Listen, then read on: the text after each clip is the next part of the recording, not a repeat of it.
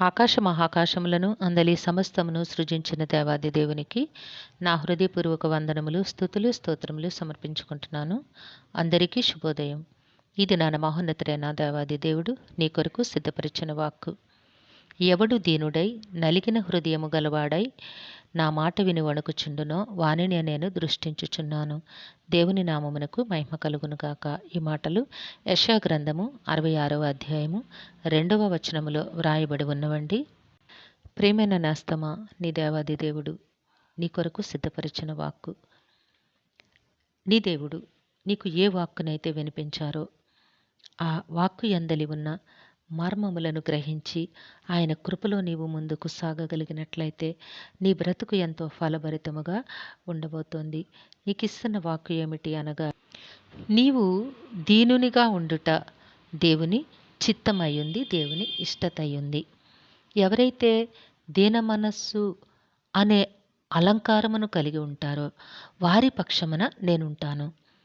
వారి జీవితములో ప్రతి సంగతి యందు కూడా నా కృపను వారికి తోడుగా ఉంచి నడిపిస్తాను అని దేవాది దేవుడు తన వాక్కును నీకు ప్రకటన చేస్తూ ఉన్నారు. ఎందుకంటే తన్ను తాను తగ్గించుకునేవాడు తప్పకుండా హెచ్చింపబడతాడు అని పరిశుద్ధ గ్రంథం చెప్తోంది.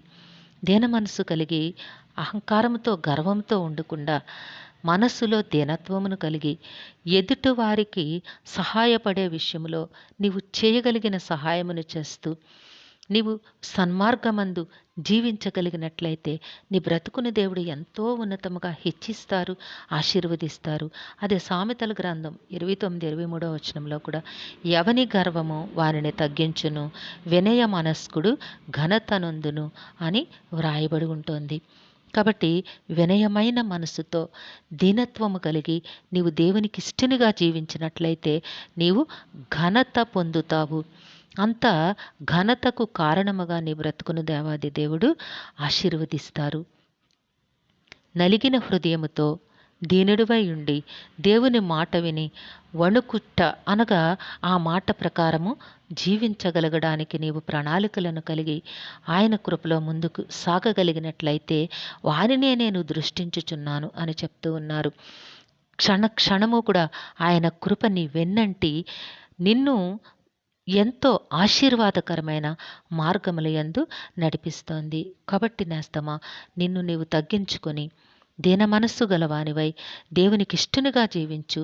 నీ బ్రతుకును దేవుడు ఎంతో ఉన్నతముగా ఆశీర్వదిస్తారు. నీ కుటుంబాన్ని దీవిస్తారు, నీ బిడ్డలను దీవిస్తారు. అట్టి దీవెనలకు నీవు అర్హునివి కావాలి అంటే దీన మనస్సును నీవు అలంకరణగా ధరించుకోవాలి. అట్టి అలంకరణను అనుగ్రహించమని, ఆ కృపలో నిన్ను జీవింపచేయమని దేవుని సన్నిధిలో నీవు వేడుకో.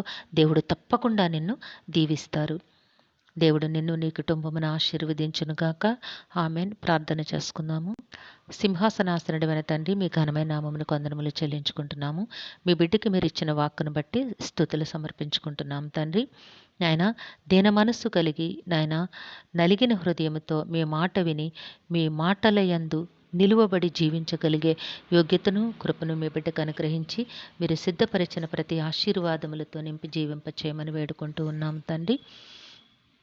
ఈ దినము పుట్టినరోజు, వివాహదిన మహోత్సవములు జరుపుకొంచున్న మా ప్రియులందరినీ మీ దివ్య హస్తములకు అప్పగించుకొంచున్నాం దేవా. వారందరికీ కావలసిన నాయన పరిపూర్ణమైన రక్షణను దయచేయండి నాయన. ఆయుష్నివ్వండి, ఐశ్వర్యమునివ్వండి తండ్రి. మీ ఆశీర్వాదములతో నింపి జీవింపచేయమని వేడుకుంటూ ఉన్నాం తండ్రి. అలాగే నాయన మా ప్రియులందరినీ, వారి కుటుంబములను మీ దివ్య హస్తములకు అప్పగించుకొంచున్నాము. అందరికీ కూడా పరిపూర్ణమైన రక్షణను దయచేయండి తండ్రి. నాయన ఆయురారోగ్యములు ప్రసాదించండి నాయన. దీర్ఘాయుష్నివ్వండి. మేలులతో ప్రతి హృదయమును తృప్తిపరిచి మీ కృపలో నడిపించండి తండ్రి. నాయన బిడ్డలందరికీ కూడా ఉన్నతమైన భవిష్యత్తును ప్రసాదించండి.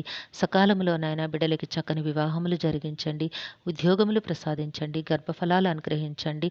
ఉన్నతమైన విద్యను నాయన బిడ్డలకి ప్రసాదించి కుటుంబాల్లో ఉన్న అనారోగ్యములు, బలహీనతలన్నిటినీ దూరపరిచి మీ కృపచేత జీవింపచేయమని సమస్తమును మీ దివ్య హస్తములకు అప్పగించుకుంటూ ఈ ప్రార్థన మా రక్షకుడును మీ ప్రియకుమారుడైన యేసుక్రీస్తు వారి అతి శ్రేష్టమైన నామమున అడిగి వేడుకొనుచున్నాము తండ్రి.